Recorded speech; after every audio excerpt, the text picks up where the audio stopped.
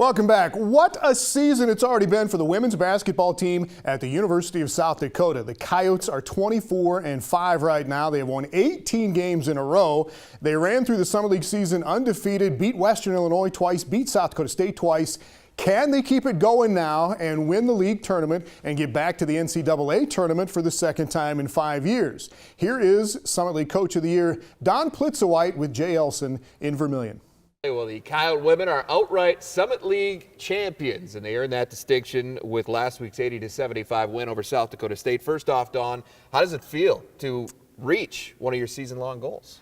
Well, it certainly was a fantastic goal for our young ladies and a pretty high arcing goal to some extent. But, you know, I thought our young ladies came out and took care of business throughout the entire non-conference season to the best of our ability, which prepared us for our conference season, and then really played well and continued to get better. And obviously that's what's really important, because right now you can spend time looking in the rearview mirror, but that doesn't bode very well when you're driving forward. So we've got to continue getting better. All right, well, let's talk a little bit about how you did it, though. I mean, because that was special. It's the first team since 1994 to go through the league undefeated. Does that add anything extra, at least in the moment?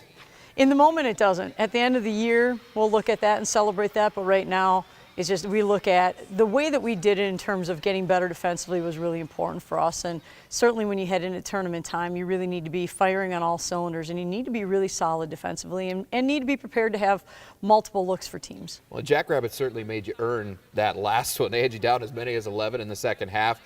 But I thought your team showed some serious mental toughness down the stretch of this game. Lots of big-time plays, and not all of them coming from your usual suspects. No, it was interesting because we got into foul trouble. Kira Duffy, Kate Liveringhouse were on the bench in foul trouble, and we had to really make a run without them. And we were fortunate enough to do that on the defensive end. We were able to string together stops. We were down 9 with just over 3 minutes to play in the game, and found a way to string together some very impressive stops, push the ball up the court, and find ways to continue to attack. But again, State is really good on both ends of the ball, so they find a way to attack you offensively, and then when you think you come up the court and you should be able to take a breath on offense, you can't, because if you do, they're taking it away from you again. Well, after watching that effort, especially in the fourth quarter and the plays that you made in your regular season finale, can you confidently declare your team as quote-unquote tournament ready? Well, what's interesting is if you would have stepped right into the tournament after that game, then you would say yes. Now we have 10 days in between our last game and the time that we play again. And so what's important during that time is that we have our bye week at the end of the season. It's time to get healthy, as healthy as you can. But then it's time to refresh, kind of hit that time to systematically approach things better button, if you have that kind of thing. And it'll be interesting to see with this team moving forward how that works. But I would feel a lot better in some ways if we would have gone right into the tournament. Sure. Well, going back to the undefeated thing, and I know you said in the moment you're not gonna worry about it and you're gonna reflect on that after the season. But that being said, the fact is you did go undefeated, and now you're going into the Summit League tournament. Is there more pressure because of what you accomplished in the regular season? Well, I think it's something that we talk a lot to our players about in terms of playing under pressure. What athletes perform well under pressure? And the answer to that is you don't. And so you have to find a way to alleviate that, and you have to find a way to approach things and not look at the end result. The good news is this group has done that all year long. We haven't talked at the beginning of the year, put down what we want as the end result, but haven't talked about it since then. We talked about the process of how to get there. And so right now we continue to focus on that process of how do we get better defensively on the ball? How do we get better defensively off the ball? How do we get better finishing plays? Break that down, show that on film, work on that. How do we get better offensively against teams that guard us in a man that doesn't switch? How do we get better against teams that do switch? How do we get better against a 1-2-2 zone or a 1-3-1 zone or a 2-3 zone, and look at it that way?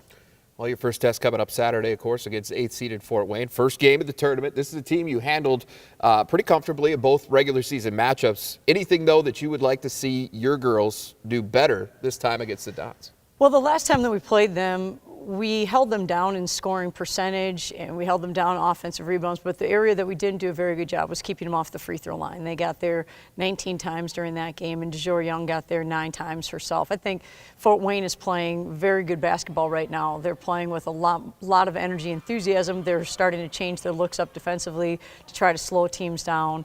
I think that it's certainly an opportunity for us to look at how do we finish possessions better, finish them without fouling them, finish them with rebounds, and how do we offensively, continue to attack. That's, I think, the way that we were able to score against them the first 2 times we played. We were able to attack the lane. All right, well, how excited are you to get this next step in the process started? I just can't believe it's here already. Yeah, no kidding. It's amazing how quickly it comes about. And we talk about living in the moment. It's one of our expectations for our team, is to enjoy the precious present. And when you do that, you kind of lose track of the time of all the things that are going on. And so here we are, excited for the tournament to start. All right, Dawn. Well, good luck to you. We're all excited to see what happens, and certainly wish you the best all the way through the weekend. Sounds good. Thank you, Jay. All right, thank you, Dawn. We'll send it back to you. All right, as Jay said, the South Dakota women are the first game of the tournament on Saturday at noon against Fort Wayne, and then the semis on Monday, and then most likely, probably for the Coyotes, the championship game on Tuesday afternoon. Well, will it be an all South Dakota showdown in that women's championship? A lot of people think so. South Dakota State would love another shot at the U. Jackrabbit head coach Aaron Johnston with some thoughts coming up next.